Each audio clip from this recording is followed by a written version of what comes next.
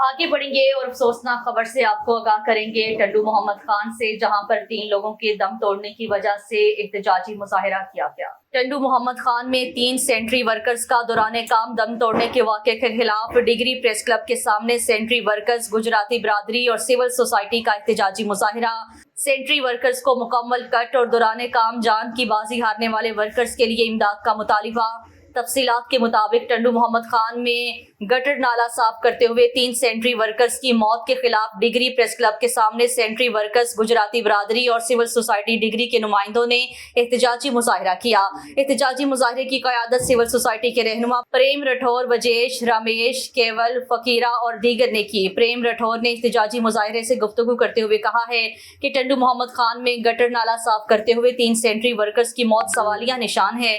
Sentry workers को बगैर किसी हिफाजती कट के मौत के कुएं में धकेल देना बजाते खुद एक सिंध भर में टाउन कमेटियों के पास सेंट्री वर्कर्स की हिफाजत के लिए कोई निजाम और सामान मौजूद नहीं। टंडू मोहम्मद खान के वाक़े ने तमाम सेंट्री वर्कर्स को गैर महफूज बना दिया है। मुजाहिरीन से खिताब करते हुए प्रेम राठौर का कहना था कि टंडू मोहम्मद खान के करीब सेंट्री वर्कर्स को हुकूमत सिंध माली इमदाद फराहम करे और उनके घर में एक फर्द को नौकरी भी दी जाए और साथ ही साथ सिंध भर में टाउन कमेटीज में सेंट्री वर्कर्स की जिंदगी को महफूज बनाने के लिए निज़ाम वाज़े किया जाए और सामान मुहैया किया जाए। एहतजाजी मुजाहिरे में शुरका ने अपने मुतालिबात के हक में नारेबाजी भी की।